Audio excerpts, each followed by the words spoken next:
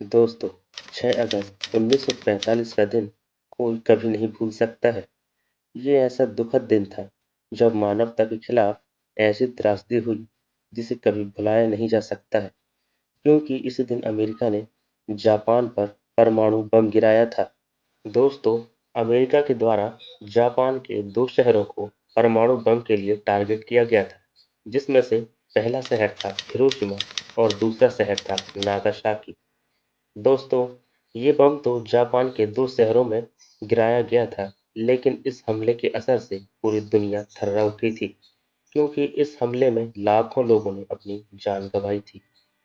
दोस्तों, अब सवाल यह उठता है कि क्यों ये परमाणु बम गिराए गए थे?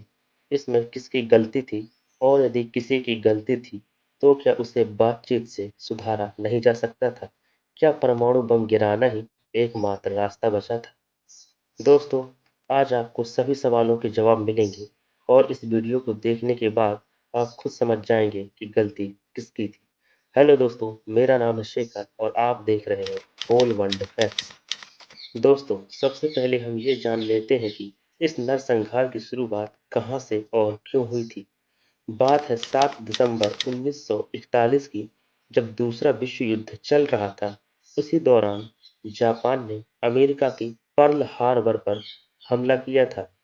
जापान ने करीब 1.5 घंटे तक अमेरिकी पर्ल हार्बर पर स्थित नौसैनिकों अड्डे पर बमबारी की थी, क्योंकि जापान को लगता था कि पर्ल हार्बर में बड़ी संख्या में अमेरिकी विमान वाहक जहाज मौजूद होंगे, लेकिन असल में ऐसा नहीं था।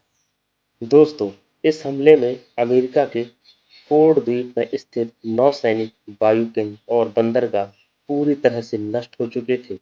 इस हमले में करीब 2,400 अमेरिकी लोग और सैनिक मारे गए थे, जिसमें सैनिकों की संख्या ज्यादा थी और 328 अमेरिकी विमान पूरी तरह से नष्ट हो गए थे। जापान के इस हमले से दूसरे विश्व युद्ध ने एक नया मोड़ ले लिया था और विश्व युद्ध में 70 देशों की सेनाएं आपस में भिड़ गई थीं।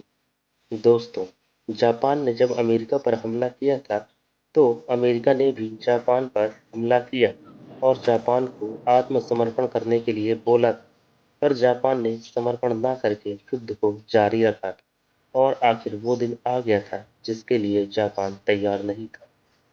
दोस्तों, 6 अगस्त 1945 यह वही दिन था जब अमेरिका ने जापान के शहर हिरोशिमा पर परमाणु बम गिराया था।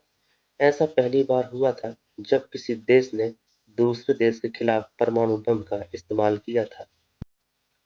दोस्तों, जो परमाणु बम हिरोशिमा पर गिराया गया था, उसका नाम लिटिल बॉय था, जिसे B-29 बॉम्बर विमान से सुबह 8 बजे के करीब गिराया गया था। इस बम में 20,000 टन TNT से भी ज्यादा ताकत थी और इस बम के गिरते ही हिरोशिमा के करीब 80,000 लोगों ने अपनी जान गंवा दी।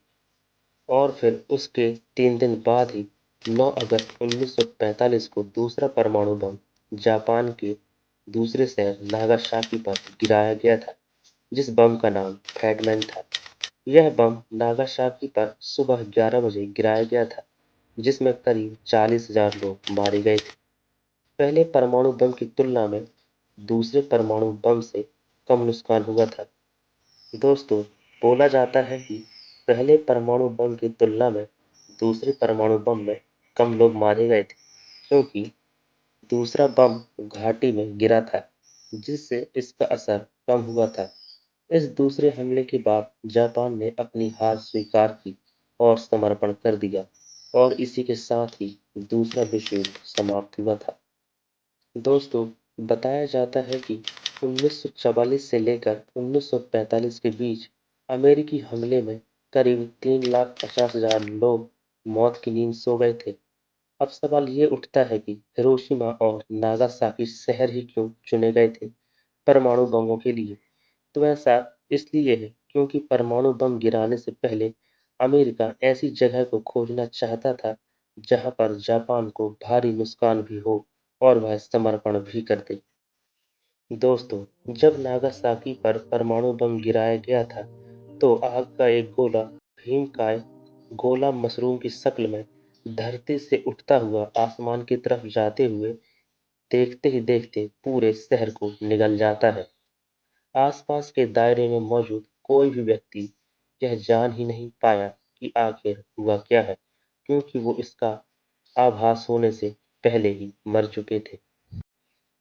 इसके बाद पूरी दुनिया से दूसरे विश्व युद्ध का खात्मा हो गया, लेकिन इन परमाणु बमों ने मानवता पर एक बदनुमा दाग लगा दिया, जिसे युद्ध के कारण होने वाली तबाही के तौर पर याद किया जाता है।